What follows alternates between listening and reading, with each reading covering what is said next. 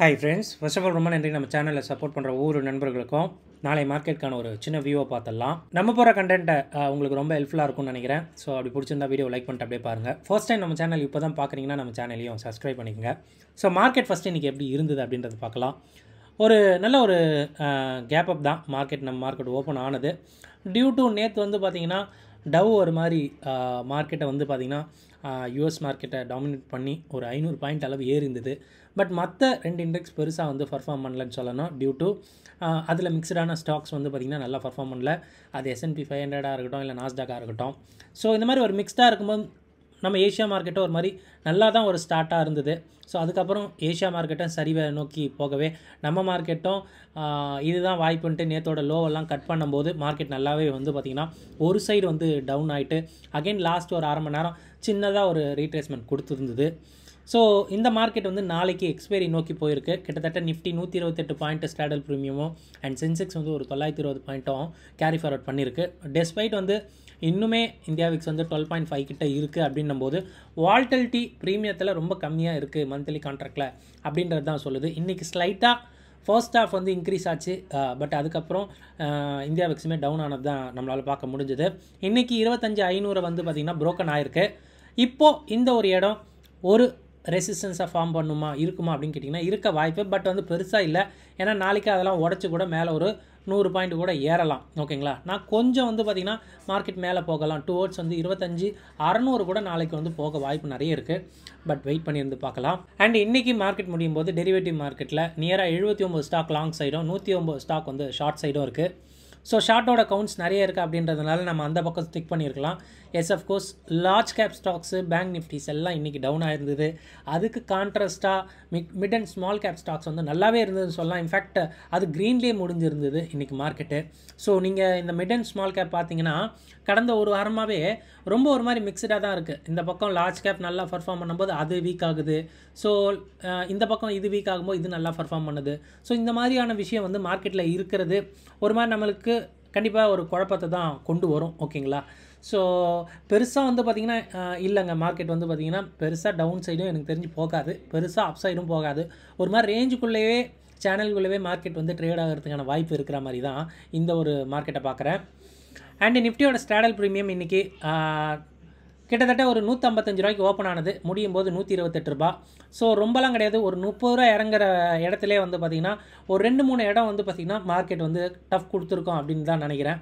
So கண்டிப்பாக market வந்து பார்த்திங்கன்னா இன்றைக்கி கொஞ்சம் வந்து டஃப் கொடுத்துருக்கலாம். ஏன்னா ஒரு சைடு மார்க்கெட் வந்து நிஃப்டியெல்லாம் எடுத்துக்கிட்டிங்க, பேங்க் நிஃப்டியெல்லாம் எடுத்துக்கிட்டிங்கன்னா ஒரு சைடு மார்க்கெட் ட்ரெண்ட் ஆகவே அதில் கொஞ்சம் வந்து மார்க்கெட் வந்து பயமுறுத்திருக்கோம் அப்படின்றது சொல்லிதாகணும். அண்டு நாளைக்கு நிஃப்டியோடைய எக்ஸ்பைரி. ஸோ ஆப்ஷன் செயினை பார்த்தோன்னா 25,450க்கு நவுந்துருக்குது. மேக்ஸ் பாயிண்ட்டும் அங்கே தான் இருக்குது. ஸோ நியராக வந்து 128 பாயிண்ட்ன்றதுனால 150 பாயிண்ட் மேலேக்கும் 150 பாயிண்ட் கீழேக்கும் நடுவில் ஒரு ரேஞ்ச் இருக்கலாம். ஸ்கியூ வந்து பார்த்திங்கன்னா டெஃபினட்டாக மாறி இருக்குது. 100 பாயிண்ட் மேலே ஏறினாலும் அதிகமாகுது, அண்ட் 100 பாயிண்ட்டு கீழே போனாலும் பெருசாக அதிகமாகலை.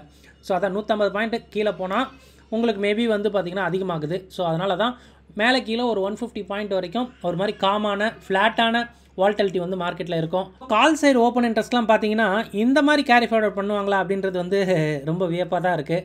25,500 ஒரு 1.5 கோடி, 25,600 ஒரு 1,72,00,000 கான்ட்ராக்ட் இருக்குது. இங்கே ஒரு 1 கோடி, இங்கே ஒரு 1 கோடி, எவ்வளோ கான்ட்ராக்ட் பாருங்கள்.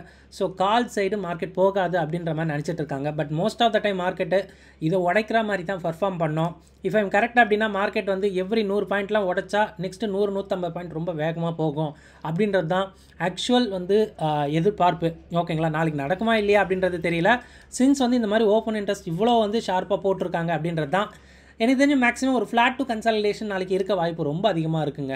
ஓகேங்களா, ஸோ டவுன் சைடும் பெருசாக போகாது, ஸோ அப் சைடும் பெருசாக போகாத மாதிரி 25,500 550 கிட்ட கூட வச்சு மார்க்கெட்டை வந்து முடிக்கலாம் அப்படின்றது தான் எனக்கு தோணுது. ஸோ எஸ்ஜிஎக்ஸ் நிஃப்டி இது வரைக்கும் ஒரு மாதிரி ஃப்ளாட்டாக தான் இருந்துகிட்டு இருக்குது. ஸோ லெட்ஸி பார்க்கலாம் ஹவு யூஎஸ் மார்க்கெட் முடியுது. ஸோ அதுக்கப்புறம் தான் ஒரு கிளாரிட்டி தெரியும் நாளை ட்ரேடிங்க்கு எவ்வளோ பாயிண்ட் வந்து கேப் அப்போ கேப் டவுனோ ஓப்பன் ஆகும் அப்படின்ட்டு. மேக்ஸிமம் ஒரு ஃப்ளாட்டான ஒரு ஓப்பனிங் தான் எதிர்பார்க்குறேன், பார்க்கலாம்.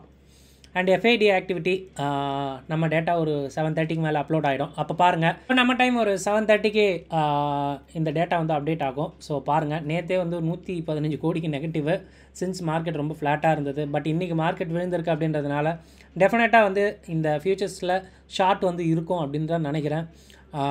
கண்டிப்பாக வந்து ஒரு 1000 கோடிக்குள்ளே இருந்ததுன்னா ஓகே. அதுக்கு மேலே போச்சுன்னா மறுபடியும் மார்க்கெட் வந்து டவுன் சைட் நோக்கி போகலாம் அப்படின்றது தான். லெட்ஸ் சி பார்க்கலாம். எஸ் நண்பா, செக்லிஸ்ட்டில் மொதல் விஷயம் இந்தியா விக்ஸ் இன்றைக்கி ஒரு 0.65% வந்து இறங்கி தான் இருந்தது. டிஸ்பைட் மார்க்கெட் இறங்கினாலும் இந்தியா விக்ஸ் செகண்ட் ஹாஃபில் நல்லாவே இறங்கிடுச்சு அப்படின்றது தான் சொல்லணும். பெருசாக மார்க்கெட்டில் பயம்லாம் கிடையாது. இன்றைக்கி ஒரு மாதிரி ஸ்லைட்டாக பிரேக் ஆச்சு அந்த 25,500. ஸோ அதுக்கான ஒரு பயம் கூட இருக்கலாம். பட் நிறைய காலோட ஓப்பன் இன்ட்ரெஸ்ட் இருக்கவே தான் அந்த பயம் இருக்குது. இந்த லாஸ்ட் 3 டேஸாக சொல்கிறேன், புட்டோட செல்லர்ஸ் வந்து அதிகமாக இல்லை, பட் வந்து காலோட செல்லர்ஸ் ரொம்ப அதிகமாக இருக்காங்க அப்படின்றது. ஸோ அதனால் கூட எனக்கு தெரிஞ்சு ஃபியர் வந்து இன்க்ரீஸ் ஆகலாம். காலையில் இந்தியா விக்ஸ் ஏறிச்சு, அகைன் மதியானம் வந்து இறங்கிடுச்சு. அண்ட் நிஃப்டியோட ஸ்ட்ராடல் 128 பாயிண்ட்டும், சென்செக்ஸ் வந்து 920 பாயிண்ட்டும் நாளைக்கு கேரி ஃபார்வர்ட் பண்ணியிருக்கு. ஸோ அதுக்கேற்ற மூவ் வந்து மார்க்கெட்டில் இருக்கலாம் அப்படின்றது தான். ஸ்கியூ வந்து ஒரு ஃப்ளாட் டு டவுன் சைட் தான் இன்னுமே இருக்குது அப்படின்றது மட்டும் தெரிஞ்சுக்குங்க. ஸோ மார்க்கெட்டில் புட் சைடில் செல்லர்ஸ் வந்தால் மட்டும்தான் இந்த ஸ்கியூவுமே மாறும். ஓகேங்களா? அது வரைக்குமே மாறாது. மாறாத வரைக்குமே இந்த மாதிரி வந்து ஒரு சடனான ஒரு பிரேக் அவுட் கூட நடக்கலாம். ஓகேங்களா? ஸோ பிரேக் டவுன் கூட நடக்கலாம் மார்க்கெட்டில். இந்த மாதிரி ஒரு சைட் டைரக்ஷன் கூட மார்க்கெட் போக வாய்ப்பு. டெக்னிக்கல்ஸ் லாஸ்ட் 2 டேஸோட ஐஎன் லோஸ் எடுத்துக்கோங்க.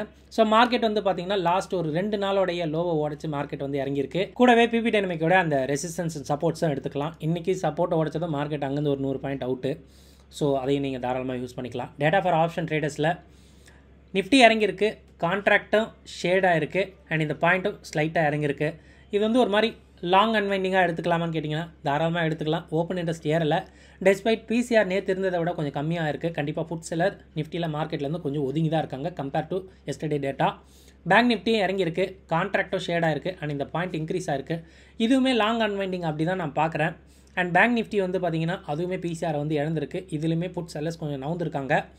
அண்ட் மிட் கேப் நிஃப்டியில் மார்க்கெட் ஏறி இருக்குது, கான்ட்ராக்ட் ஏறி இருக்குது, இந்த பாயிண்ட் ஸ்லைட்டாக இறங்கி இருக்குது. இதில் லாங் இருக்கலாம் அப்படின்றது தான். இன்ஃபேக்ட் சொல்ல போனால் பிசிஆர் நேற்று டேட்டாவோட கம்பேர் பண்ணும்போது இன்றைக்கி அதிகமாக இருக்குது. அதில் மட்டும் புட் செல்லர்ஸ் வந்திருக்காங்க. இந்த மாதிரி ஒரு இண்டெக்ஸ் நெகட்டிவாகவும் ஒரு இண்டெக்ஸ் பாசிட்டிவாகவும் இருக்குது அப்படின்னா பெருசாக மார்க்கெட் வந்து பார்த்திங்கன்னா அதுவே குழப்பமாக தான் இருக்குது அப்படின்ற மாதிரி அர்த்தம். ஒரு இண்டெக்ஸ் இன்னொரு இண்டெக்ஸ் வந்து ஈஸியாக கேட்ச் பண்ணிடும். எனக்கு தெரிஞ்ச மார்க்கெட் வந்து ஈஸியாக ரெக்கவர்லாம் ஆகிடுங்க.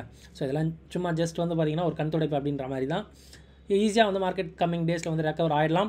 அண்ட் யூஎஸ் ஃபியூச்சர்ஸ் ஒரு மாதிரி ஃப்ளாட்டாக இருந்துகிட்டு இருக்குது. எனி நியூஸ் வந்து பார்த்திங்கன்னா குளோபல் மார்க்கெட் ஒரு மாதிரி மிக்ஸ்டாக தான் இருக்குது இது வரைக்கும் அப்படின்றது தான் நியூஸு. பெருசாக வந்து பார்த்திங்கன்னா யூஎஸில் ஏதோ ஜாப் டேட்டா வருதுன்னு நினைக்கிறேன் இன்றைக்கி, அதையும் நம்ம பார்க்கணும். ஸோ 25,500 வந்து பார்த்திங்கன்னா ப்ரோக் பண்ணியிருக்கு மார்க்கெட்டு. அடுத்து என்ன அப்படின்னா ஒன்றும் பெருசாக இல்லை. நாளைக்கு எக்ஸ்பைரி அப்படின்றதுனால மார்க்கெட் 25,300 கீழே போக வாய்ப்பு ரொம்ப கம்மி. ஓகேங்களா? மார்க்கெட் ஒன்று ஃப்ளாட் டு கன்சாலிடேஷன் ஆக வாய்ப்பு ரொம்ப அதிகம். இஃப் ஐம் கரெக்ட் அப்படின்னா மார்க்கெட் ஒரு தடவை 25,500 25,550 ஒரு தடவை டெஸ்ட் பண்ணலாம் நாளைக்கு அப்படின்றது தான். ஸோ கால் செல்லர் தான் மார்க்கெட்டை ஃபுல்லாக டாமினேட் பண்ணுறாங்க அப்படின்றத நம்ம ஆப்ஷன் சைட்லையும் பார்த்தோம். எவ்வளோ ஓப்பன் இன்ட்ரெஸ்ட் அப்படின்றத நீங்களே பார்த்துருப்பீங்க, which is very very huge அப்படின்னு தான் சொல்லணும். புட் செல்லர்ஸ் வந்து அதில் கொஞ்சம் கூட கிடையாது, அது வந்து சொல்லி தான் ஆகணும். ஸோ கால் சைடு எவ்வளோ கோடிக்கணக்கில் இருக்குது, எத்தனை ஸ்ட்ரைக்கில் அப்படின்றத பார்க்கணும். புட்டில் வந்து பார்த்திங்கன்னா அதுக்கான ஒரு சூடு கூட கிடையாது அப்படின்றது தான் உண்மை. ஸ்கியூ ஒரு மாதிரி டவுன் சைடாக தான் இருக்குது அப்படின்றது மட்டும் புரிஞ்சுக்குங்க. டோட்டலாக கன்க்ளூஷன் வந்து ஆஸ் பர் மீ ஒரு flat to slight upside expecting அப்படி இருக்கேன். நான் கான்ட்ராவாக தான் யோசிக்கிறேன். ஓகேங்களா? பரவாயில்ல, மார்க்கெட் வந்து பார்த்திங்கன்னா இறங்கியிருக்கு, பிரேக் ஆகிருக்கு, ஃபர்தராக பிரேக் போகணும் அப்படின்னா அது போகட்டும். பட் நான் வந்து கொஞ்சம் கான்ட்ராவாக இருக்கேன் அப்படின்றத நான் யோசிப்பேன். 150 பாயிண்ட்டுக்கான ரேஞ்ச் மார்க்கெட் இருக்கும் அப்படின்றது தான் எனக்கு இது வரையும் தோணுது. பார்க்கலாங்க. ஸோ நாளைக்கும் ஒரு 60% கன்சாலிடேஷன் போகிறதுக்கு தான் வாய்ப்பு அப்படின்ற மாதிரி தான் இருக்குது. ஒரு மணி நேரம் நம்ம விட்டுட்டோம் அப்படின்னா மார்க்கெட் வந்து அங்கேயே சுற்றி நின்றுடும் அப்படின்ற மாதிரி தான் தோணுதுங்க. ஸோ செக் பண்ணுங்கள். இதெல்லாம் என்னுடைய வியூக்கான விஷயம். கண்டிப்பாக இதில் தவறுகளும் மாறுபாடுகளும் இருக்கலாம். நீங்கள் உங்கள் ஓன் அனலைஸுக்கு அப்புறம் உங்கள் ட்ரேட் எடுங்க. வீடியோ பார்த்ததுக்கு ரொம்ப நன்றி. தேங்க்யூ. ஜெய் ஹிந்த்.